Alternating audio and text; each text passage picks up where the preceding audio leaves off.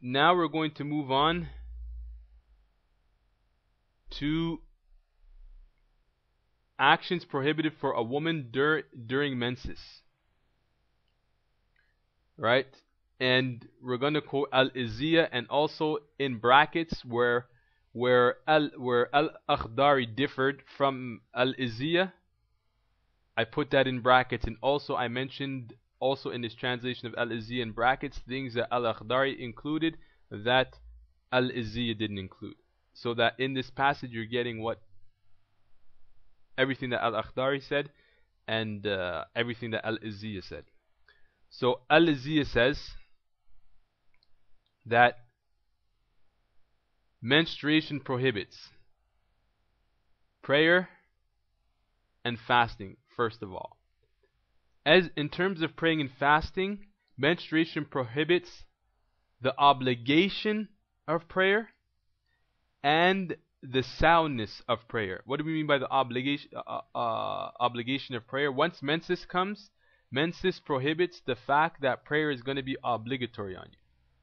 And it also prohibits the fact that if you were to pray, that it wouldn't be considered acceptable, wouldn't be considered a sound prayer. Same thing with fasting. Menstruation prohibits the obligation of your fasting, and it prohibits the soundness of your fast if you were to fast. The difference of in between prayer and fasting is that prayer doesn't have to be made up, and fasting doesn't have to be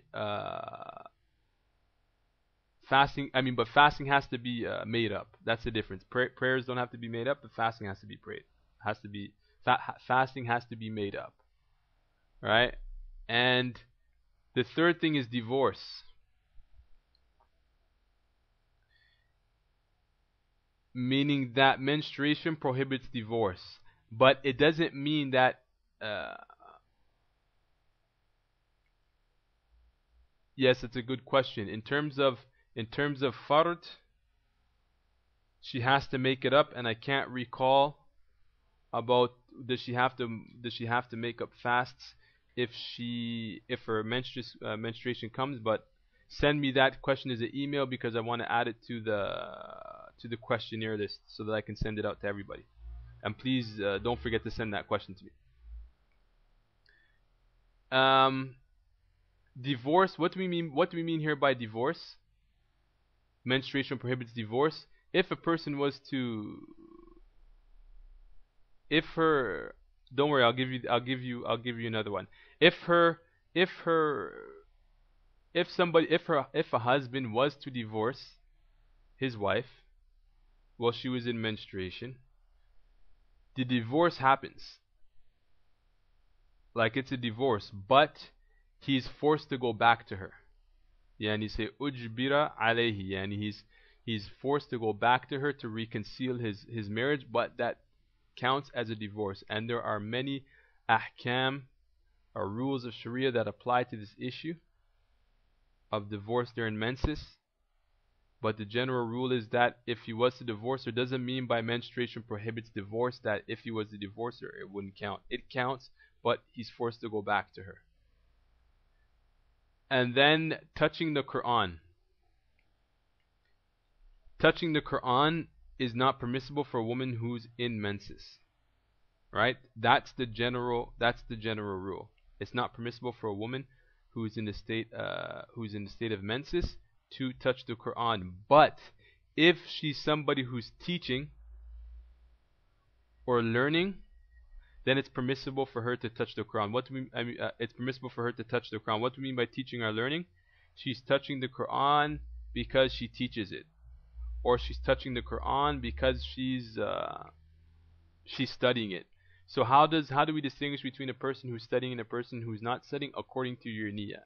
If you're sitting down after Asr, for example, because of the barakah in Asr, you sit down after Asr and you read the Quran. You're not considered a student nor a teacher, because you're doing it for the sake of worship. But if you, for example, you're a Quran teacher, or you're teaching your daughter, or you're teaching your son Quran, your intention is to teach the Quran, it's permissible for you to touch the Quran. But and also if you were learning the Quran, and can we distinguish, or what determines that you're learning the Quran?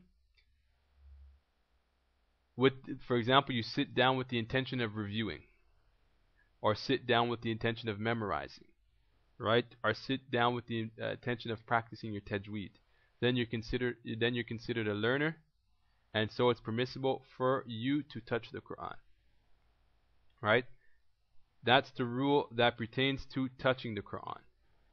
Now we read after that reading the Quran. In Al-Izziyah, he says that it's prohibited for a woman to read Quran while she's in her menses. In Al-Akhdari, it mentions that it is permissible to read Quran. In reality, it might assume too that there's a difference of opinion, but there's no difference of opinion. Because what the author of Al-Izziyah is indicating to you is the original rule. And the original rule is that it's prohibited for a woman to read the Quran when she's in her menses. And the rule that Al-Akhdari is expressing is the exception to the rule. Right? So the general rule is that it's prohibited, but there's things that allow it to be permissible. In reality, we can separate this into 4 categories, right? In terms of women that are permissible to read the Quran and women that are not permissible to read the Quran. Take out a pencil. Number 1, we have women during their menses, right?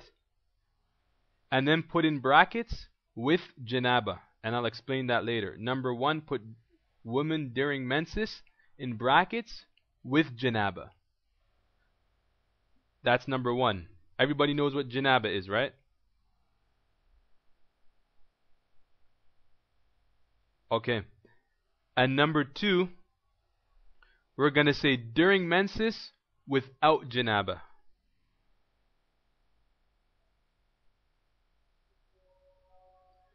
Number 3, right, stopping of blood before ghusl in brackets with Janaba. Stopping of blood, stopping of menses blood before ghusl in brackets with Janaba. Number 4, stopping of blood before ghusl without Janaba.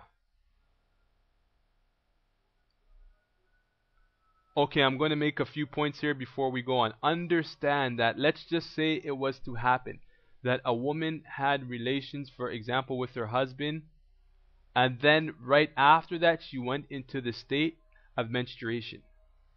Now we say, the Maliki say, that when a woman goes into the state of menstruation, she cannot remove her state of hadath, meaning she can't remove her state of janaba. Meaning that once she gets into her state of menses, if she had janaba before her menses, she can't go make a ghusl, right? The ritual washing when she's in her state of menses, because menstruation prohibits the removal of janaba, which means that because she was in janaba before and she went directly into menses, then she's going to be in the state of janaba on top of menses until she comes out of her menstruation. So what we mean in number 1, during menses, she's in her menses, but she has janaba with her, meaning that she had janaba before she went in her menses, and her menses came in before she made ghusl. It's permissible for her to touch the Quran, right? So write down on the side of there, permissible.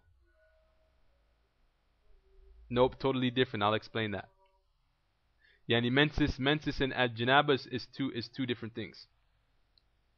That's why it says in Al-Akhdari, Bismillahir Rahmanir Rahim. I'm trying to recall the line. Al-ghusl يجب الغسل من 3 أشياء الحيض والنفاس الجنابة والحيض والنفاس. And then it says والجنابة قسماني, يعني then janaba is 2 things. So janaba is 1 thing, haid is 1 thing, and nifas is 1 thing.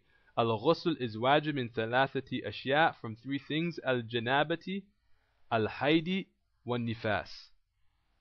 Right? So number 2, the second one is she's during her menses without janaba. it's permissible for her to read the Quran. Number 3, let me explain another point. We say that if once a woman, her blood stops, all of those things that are prohibited do not become permissible until she makes ghusl, which is contrary to the Hanafi method. In the Hanafi method, for example, if a woman's menses stops, she can have relations with her husband before she makes ghusl. In our madhab, we say that she doesn't become pure until she makes ghusl. Right? Because the verb that the Quran uses, that when it orders women that after their menses stops, that they should purify themselves. Right? When a woman's blood stops, the blood stops by itself, so she didn't purify herself. So the outward meaning of the Quran entails that women purify themselves. So purifying themselves means that she makes a ghusl. So according to the Malikis, based on the ayat of the Quran, she hasn't become pure until she does an act that causes her to be pure. And when her menses stops, that's not an act. The act of purification is that she makes a ghusl. So she's not considered pure until she makes a ghusl. So in this case, we say that it's not permissible for her to touch the Quran. Okay? Now the 4th issue, stopping of blood before ghusl without janaba. We say that it's permissible for her to touch the Quran. Right? Write these all down. Now we're going to go in a little more deeper into detail here.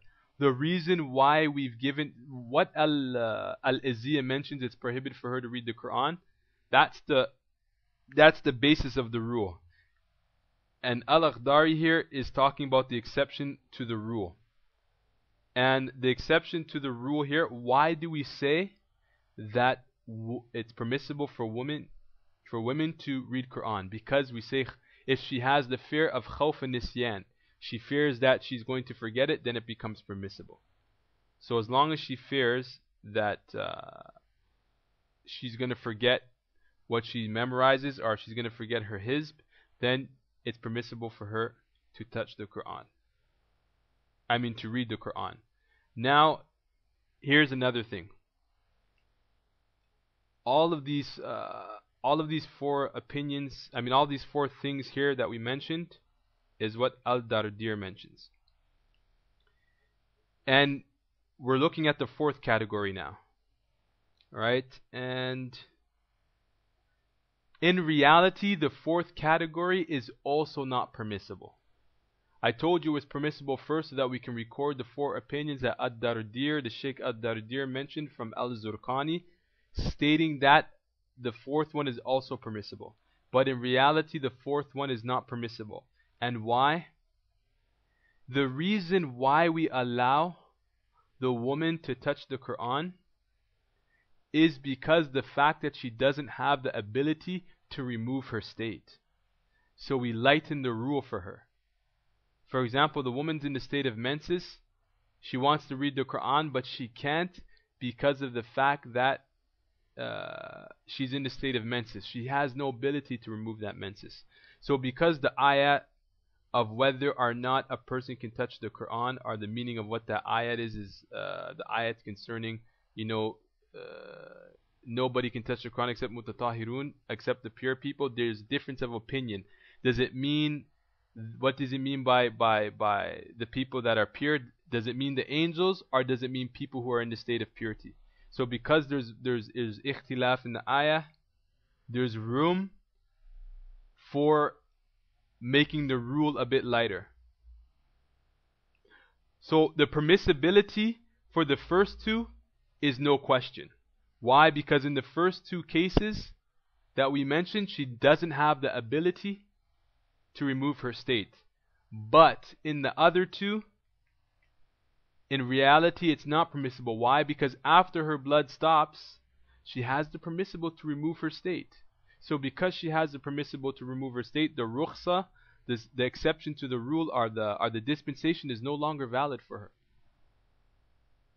So here's a principle that will make it very easy for you. If you want to know whether or not, and this is the beauty of principles, because when you got principles, then you don't have to always memorize all of these lists. The principle here is the question, does she have the ability to remove her state or no? That's it. If we say if she does have the ability to remove her state, then she can't read the Quran. If she has the ability to remove her state, if she has the ability, my bad, I got mixed up in my thoughts. If she has the ability to remove her state, then it's not permissible for her to read the Quran. If she doesn't have the ability to remove her state, then she has to. If she doesn't have the ability to remove her state, then she doesn't. Then it's permissible for her to touch the Quran. Now, adding to that issue also is, here we're talking about the recitation of the Quran. Although outside of this subject totally, it's permissible for a woman to read a little bit of the Quran for the sake of ta'awudh. For example, reading mu'awwidhatayn. For example, قُلْ أَعُوذُ بِرَبِّ الْفَلَقِ وَقُلْ هُوَ اللَّهُ وَقُلْ أَعُوذُ بِرَبِّ النَّاسِ. These small ayats, wa ayatul kursi, because when you're reading it, you're not reading it with the intention of recitation. You're reading it for the sake of seeking refuge from Allah. That's permissible. That what I'm mentioning to you now is not in concerns of this thing. What we're here is we're talking about the general norm of reading the Quran. So, for example, if something frightens a woman or something, she can read these ayahs, right? For the sake of ta'awudh. Also, for the sake of istidlal, yani for the sake of dalil. For example, a person, you were teaching a class or something, and you wanted to mention the ayat in the Quran that dealt with some type of dalil for what you were talking about. Then it's permissible for you to recite that thing, because you're not reciting it for the sake of qira'ah. Wal a'malu biniyya, wa innamal a'malu biniyya. And Imam Malik in his usul took that principle to the far corners of the world, more than anybody else. Everything is a'mal biniyya. You'll see that in our usul all the time. This is why it's permissible for her to read these ayats, because of the fact that she's not intending to read the Quran. Right? She's intending to seek refuge from Allah, so it doesn't go under qira'atul Quran. And so we mentioned also for the sake of proof, and also for the sake of ruqah, for the sake of Quranic medicine. For example, reading the Quran over somebody who might have been possessed by a jinn. If a woman was in a state of haid, it's permissible for her to read the Quran over a person. And also another point here is that it's not permissible for, here just before we were talking about the touching of the Quran. Here, no matter how you touch the Quran, even if you touch it with a stick, it's not allowed. If you touch it with a stick, if you touch the front covers, if you touch it with a pen or you touch it with a pencil, it's not allowed. Why? إِنَّمَا الْأَعْمَالُ بِالنِّيَّةِ. And what's the reason why the fact that you're touching that with a stick, the intention is still the same. Your intention is to touch the Quran. So that's another form of إِنَّمَا الْأَعْمَالُ بِالنِّيَّةِ. Right? Whereas in a Hanafi madhab, they give a ruqsa that you can turn the pages with a stick or anything, as long as you're not touching it directly. And so that's the meaning of reading the Quran. In Al-Akhdari, it mentions that it is permissible to read the Quran entering the mosque. Entering the mosque, it's not permissible for a person who is in the state of menses to enter the mosque. Right? And what do we mean by the mosque? The place of prayer. So, for example, if you go into a mosque with a gymnasium on the bottom, you're not prohibited from going into the gymnasium. What we're talking about is the place of worship and the place that's connected to it. Right? For example, if it's known that in Jummah, just outside the masjid where the lines continue, then you should also stay away from that. Al-Musalla, I have to check that up. I can't say yes and I can't say no, because I never seen them speaking of a Musalla. I've only seen them speaking of al-Masjid, and I'll check out that issue. And please, all these questions send me by email, because We also talk about the masjid inside of a person's house. So if your question, so if they pray in the gym during Jum'ah, it should be avoided. Well, if they're in a state of menstruation, they shouldn't be praying. Exactly. Maybe the issue of musallas in masjids is very particular in the West because there's more musallas than there is masjids. So I'll take that issue up in detail, inshallah, and I'll send out a detailed email in regarding that issue. I don't quite understand what you're saying. I mean, if the people pray in the gym in the mosque during Jummah, the gym should be avoided as the masjid, meaning that you're asking, should the gym be considered part of the masjid in terms of men and women? That's another subject outside of the subject of menses, and it's a long menstruating women. No, it's no problem if the women are in the gym and they're menstruating. There's no problem. No, there's no problem. We also mentioned about passing through the mosque. In the West, the masjids are not big, so the issue of passing through the mosques is not an issue. But if you were constantly frequenting Azhar, you would see that there's a lot of the older fashioned people living, like the real old school Egyptians, living around behind Masjid al-Azhar. There's these old societies with these old buildings, quite beautiful to take a walk through. Because Masjid al-Azhar is so big, in order for them to get to the back of their houses, instead of walking all the way around, they cut through the masjid. There's no problem. That's the Jews, because sometimes the masjids are very big that if they had to walk all the way around, it would take them a half an hour, whereas they can cut through the mosque, it would only take them 5 minutes. So, but if she's menses, she's not allowed to cut through the mosque, according to the method of Imam Malik. Now, we also going to talk about, we just finished talking about entering the mosque. Now we're also going to talk about sexual intercourse during the actual period of menses, after it until she purifies with water. What do we mean by that? It's prohibited during the actual period of menses and after it until she purifies with water. Meaning that during the actual menses, it's prohibited for her to have sexual relations with her husband, as well until she purifies. So when her menstruation cuts, before she can have any relations with her husband, she has to make a ghusl, which, as we mentioned, is contrary to the Hanafi method. Once the menses cuts, then it's permissible for her to have relations with her husband. Right? So now we've come to the end of of al-haid, and we're going to move on to al-nifas.